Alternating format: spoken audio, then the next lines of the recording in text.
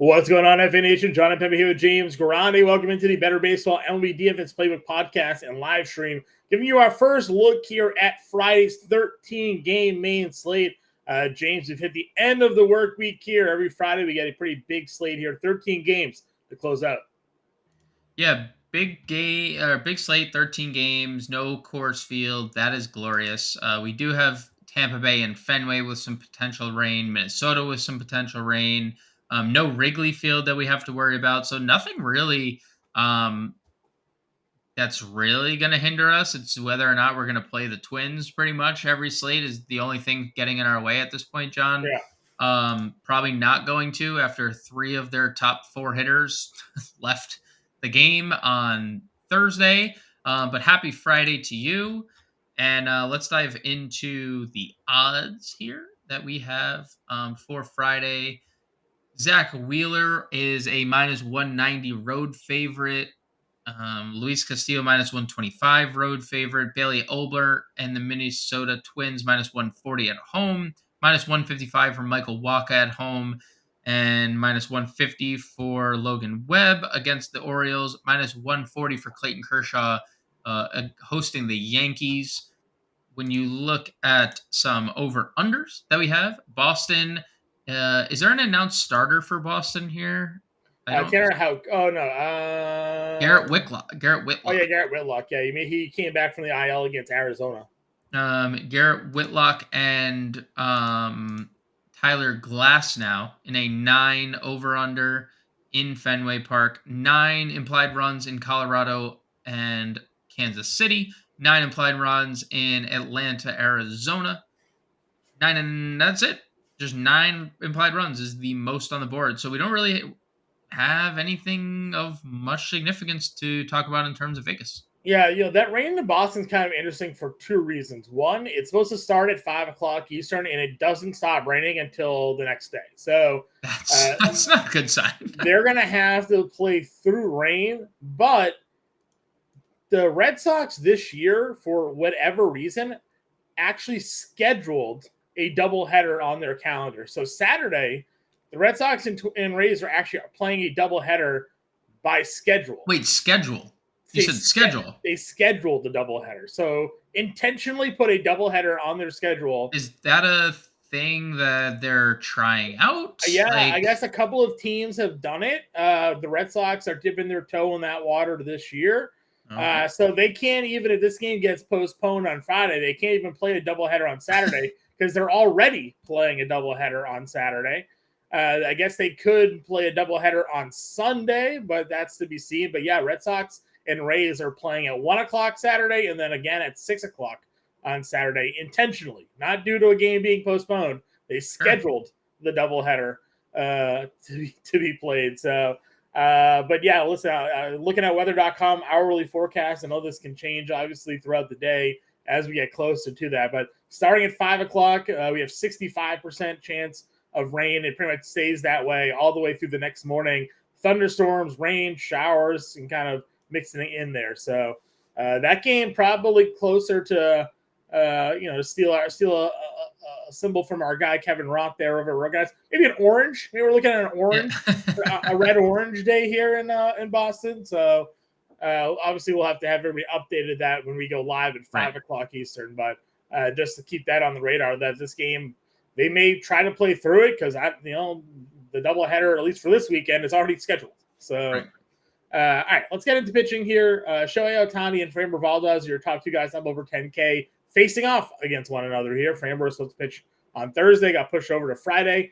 Maybe they wanted to match up Framber against Ohtani, give him a better chance to steal that game. Who knows?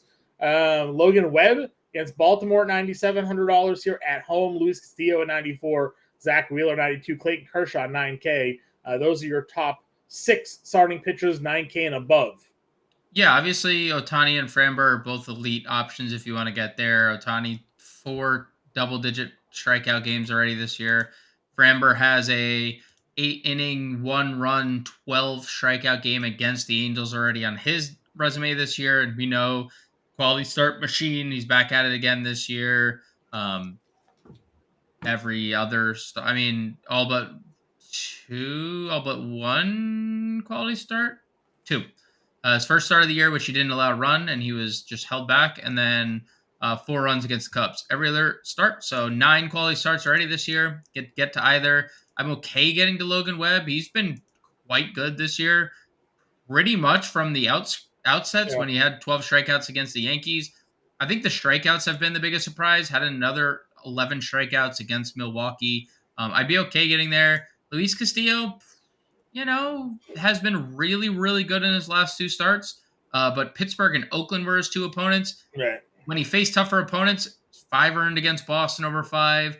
Did have 9 strikeouts against Texas in that. He did. But he lost and couldn't get out past 5 innings, and we're paying $9,400. Was this the slate we faded Castillo when he was super chalk? Maybe, possibly. He's seemingly always popular. Yeah. I could definitely see myself getting to Zach Wheeler coming off his best performance of the year, 8 scoreless, 12 earned. We talked about it a lot this year and last year, honestly. Washington is a pretty good offense, so if you don't want to attack them, that's fine. But 9,200 feels really good. And then Kershaw kind of hitting a little skid, but we know St. Louis has very potent bats against lefties. Same with Tampa; they're the number 1 offense against lefties.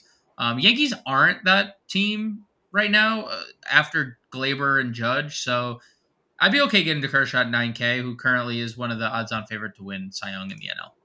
Yeah, I think for me, I look at Wheeler as well. They just don't strike out. That's like the biggest worry there. And then, no Cedric Mullins for Baltimore. We generally like that offense more against lefties than righties. So Logan Webb at home even certainly sticks out. Tier below, Merrill Kelly at 87 against Atlanta at home. Justin Verlander at home against Toronto. Bailey Ober against Cleveland here at $8,400. Chris Bassett, little revenge game there, $8,100 against the Mets. And then Aaron Savale coming off the IL to go up against Minnesota, who you mentioned. Minnesota tonight losing Kepler, Buxton, and Correa all in the same game here. So that lineup tomorrow. They just set down Julian. Is he just going to around? Coming on back? Honestly.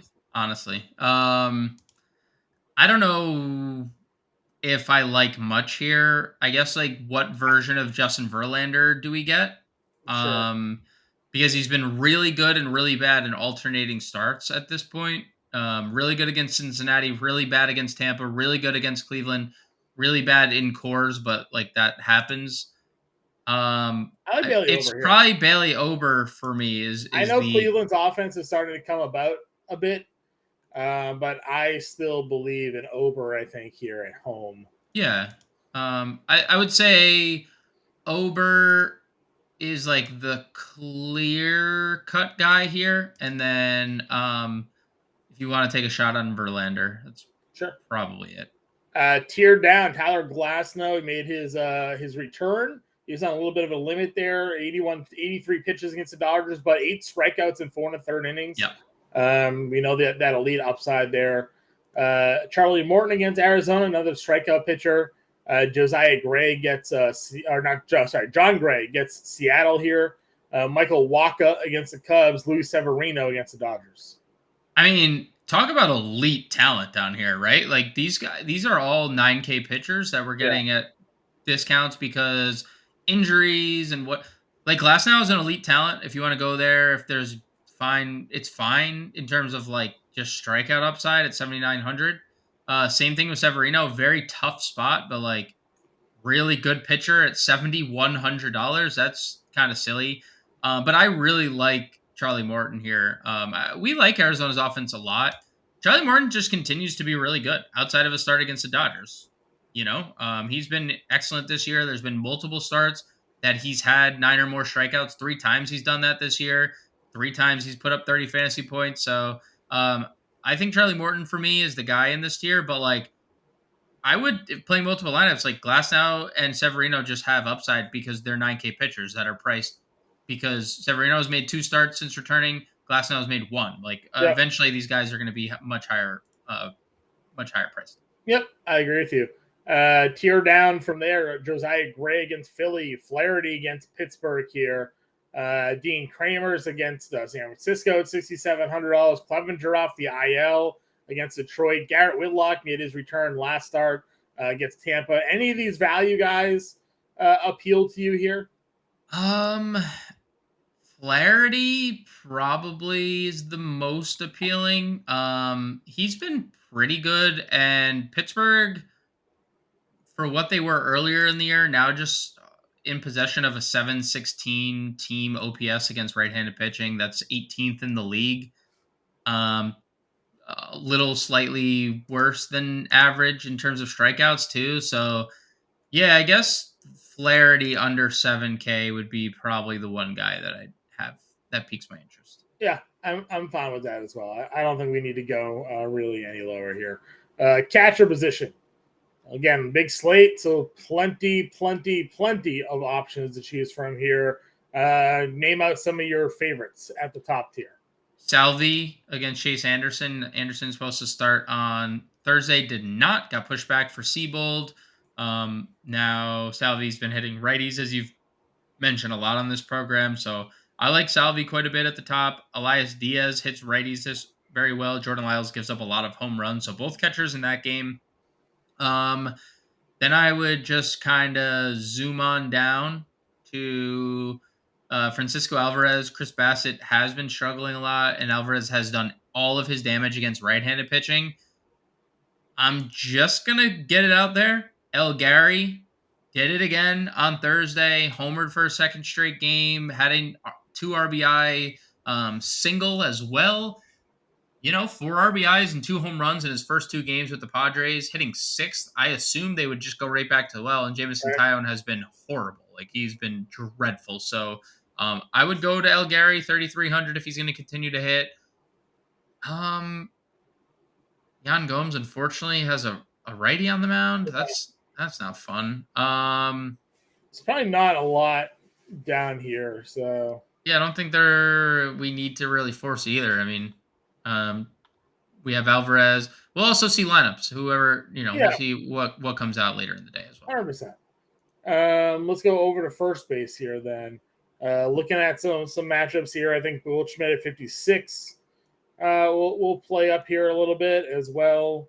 But then the rest of the tier isn't like, I think you could probably try Tampa against Whitlock. Whitlock, yes, much better reliever than starter. They keep trying to make him a starter because they need him to, but Yandy here at 48.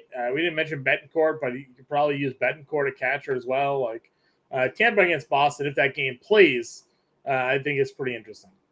Agreed. That's the elephant in the room is the weather, so we'll TBD on that. Mid tier, where are we? Who's your top of picks here? Pasquantino 36, maybe. Yeah, I don't think there's much above him either. Just like going through. Yeah, some tough matchups for guys that we generally play. Mountcastle, Lowe, Walker. So Reese Olson is starting for Detroit here. He has a 6.38 ERA in 36 innings at AAA this year. A 1.77 WHIP. I guess he's been better over his last 6 starts with a 3 ERA, but like 6.77 ERA and we're getting the call, or 6.38 ERA, we're getting the call. Like, what are we doing? We don't have anyone better. So like Andrew Vaughn, 3,700, has been historically good against lefties, coming in smoking hot. 3 straight multi-hit games, 4 in his last 7 game hit streak going. A lot of RBIs over that span for Andrew Vaughn. So a guy hitting 350 with 1,000 OPS over his last 10. I'll go Andrew Vaughn and Pasquantino for me in this mid tier. And Luke Raleigh is always a home run threat. Yeah. As well. Yep. I agree with you there as well. Moustakas versus Lyles. What the one thing we say about Lyles all the time, James? Home runs. Fly balls. Same thing could be said for Nolan. Put a pair Moustakas and Nolan Jones in the same category there. Yeah, 100% there. Big time potential power for that there. And you can play the Kansas City guys as well. We mentioned Pasquantino, but Prado also kind of fits into the bill there. Anybody else for you? No. Would you play Torque? Play Torkelson against Clevenger? He's been okay. Okay. It's been okay. He's been okay. We're not getting as much power as I think we thought we were going to at Torkelson. I think a lot of people thought he was going to be 25 to 30 home runs, and that's just not the case. But I'll probably pass here on Torkelson. Second base position. Again, usual suspects are up here at the top of tough matchups. Simeon, Betts, Torres, Altuve, Marte even with a tough spot. Does that just kind of, again, put you in on Nolan Gorman here at 49, potentially? Horner, 48. Brandon Lau at 46. Yeah. And Ronzi has been way worse against lefties. Another spot that Nolan Gorman should be able to take advantage of. 283 average allowed, 810 OPS, 347 WOBA. I would say the only problem is that St. Louis just doesn't have a lot of lefties to throw at him. So Gorman just feels best as a one-off. But yeah, that feels like a great play. So does Brandon Lau. Jorge Polanco made his return and led off on Thursday. That, if he's in the leadoff spot again, 4,500 feels pretty good against Aaron Savale. So those probably would be the three targets.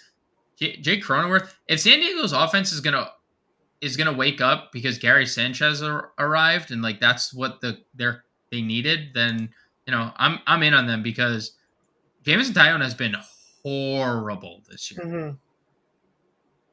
Yeah, I agree with you 100% there. He has not been good. It definitely has not been good. Mid-tier guys, who are we targeting for lineups here for you? Jeff McNeil, lefties have killed Chris Bassett. That has been just the underlying issue with him. So McNeil's going to hit third, right in the middle of that lineup, 3,700.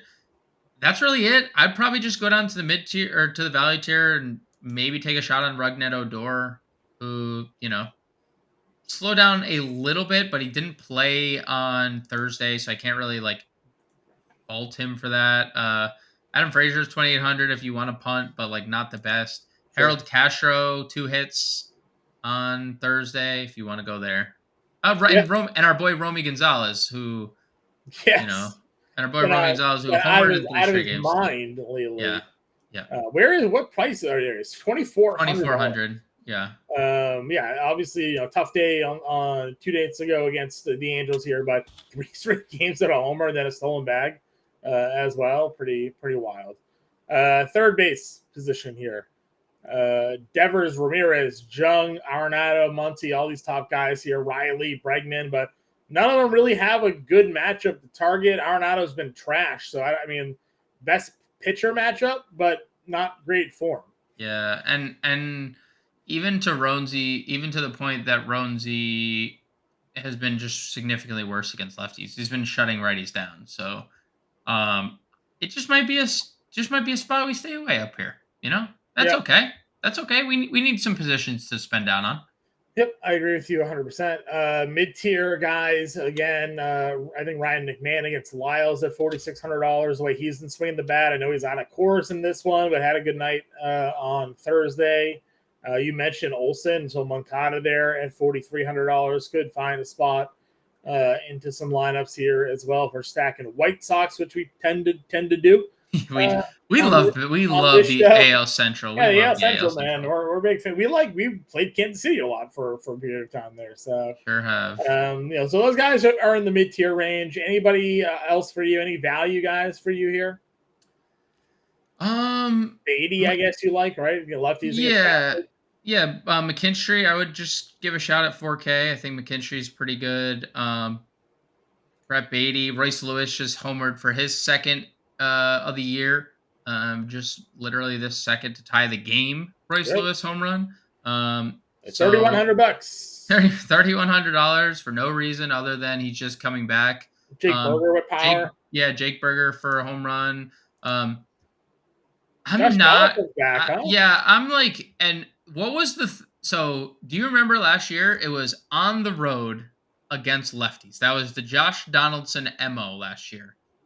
The problem is, welcome back. You get Clayton Kershaw, so probably not the spot, but it is worth monitoring if the road stats for Josh Donaldson continue because he had been significantly better on the road than he was. He just hasn't even played a road game this year. He got hurt too early. So I think there's pretty decent value. I don't think we need to get to Josh. Okay. I'll throw Casey Schmidt there at 3K as well in that mix here. Anybody else that I'm that down here that I may be missing? No, I don't think so. Okay. Let's go on over to the shortstop position then here.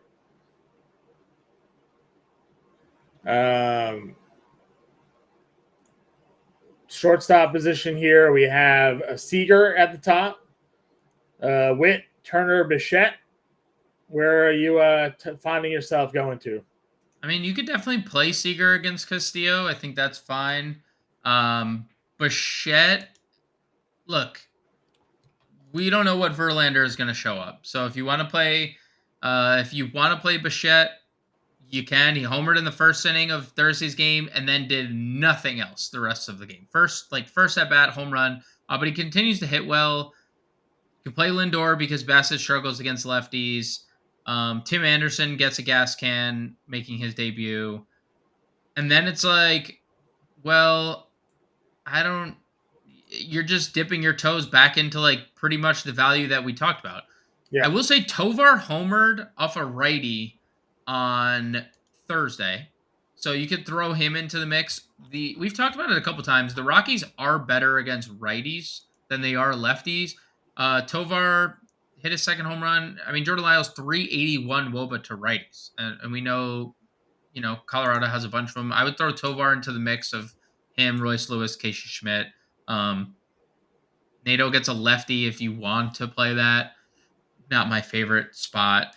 I guess the one other name I'd throw out there, if Pittsburgh starts Tucupita Marcano, John, Sure. he's been pretty good. Yeah, he had good splits that I looked at the other day.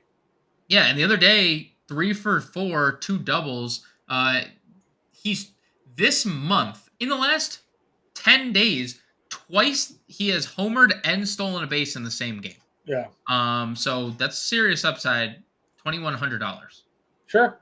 I definitely don't mind that. For those watching, we all just realized that the screen was frozen. So we have that fixed. Apologize for the first couple of positions there where we were looking at a draft screen that was moving, but it was not moving on the video for all of you. So apologies for that. But the information remains the same here, just lack of the visual effects here on the first 4 positions. But you know what? You get shortstop, you get outfield, and more importantly, you'll get our lineup construction there that you'll all get to go ahead and see. James, let's go on to the outfield here. Ronald Acuna, Aaron Judge, top guys here: Mike Trout, Bryce Harper, Fernando Tatis, Mookie Betts, Julio Rodriguez. Talk to me, man. On big slates like this, we always just say, like, find your stack and put the best player in it. Generally, that comes from the outfield. Yeah, I think that stack for me today is going to be the San Diego Padres. Fernando Tatis kind of had his breakout performance on Thursday. 3 for 4, 3 doubles, 2 runs scored, 4 ribbies, a walk, a stolen base. And we know he's just like a ball of flames when he gets going. Juan Soto is all the way back for me.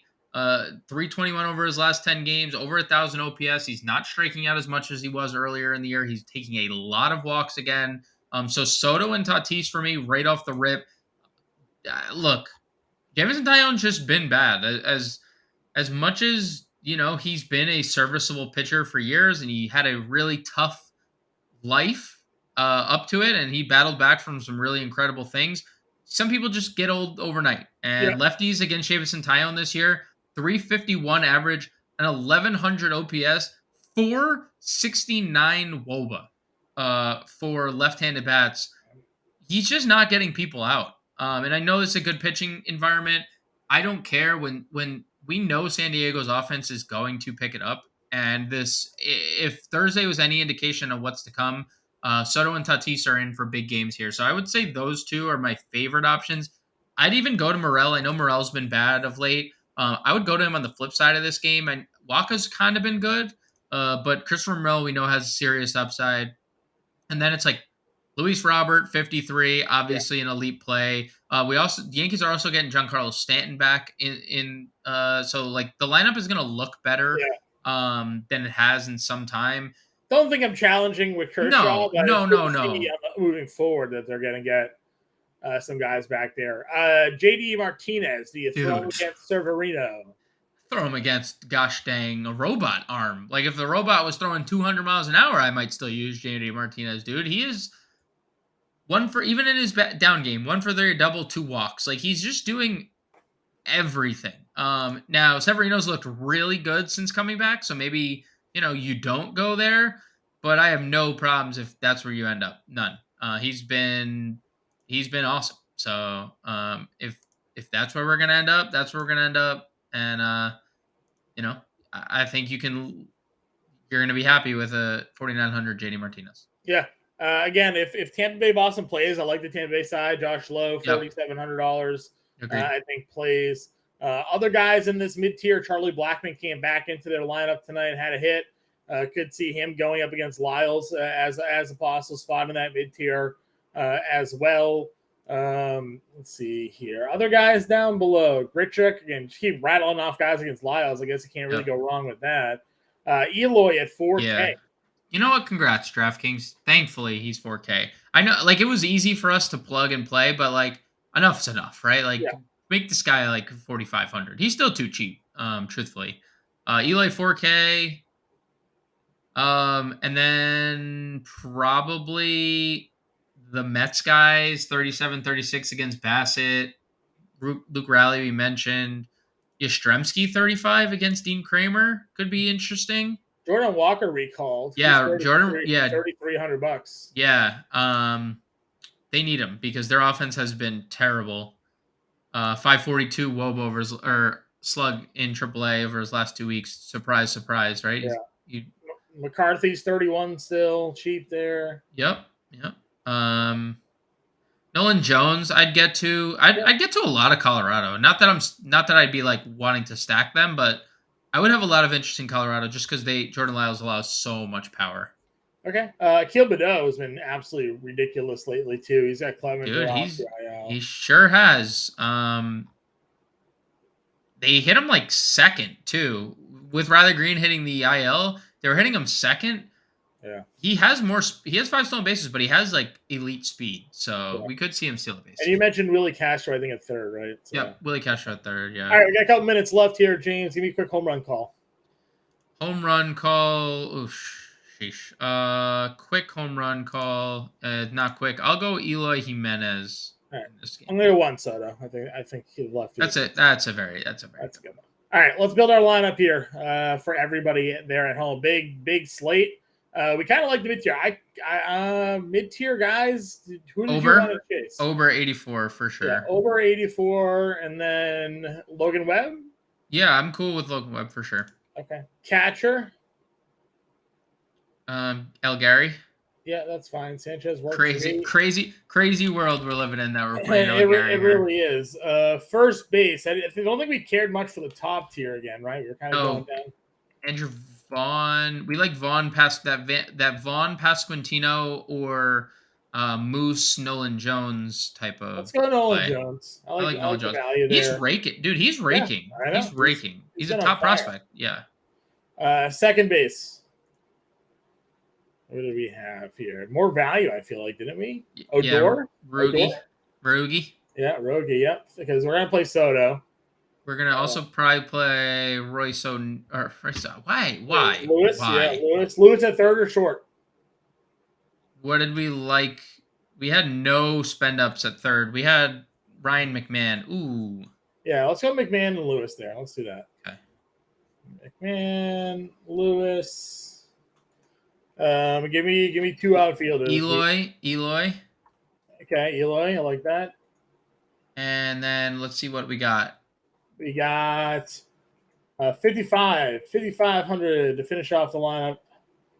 Luis Robert. Yeah, Luis Robert. Finish it off. There we go. So we got Ober, Webb, Sanchez, Jones, Odor, McMahon, Lewis, Soto, Jimenez, and Robert. That's our lineup for 13 games. We'll be in the Discord if you have any questions. We'll be live at 5 p.m. Eastern. Talk to you all then.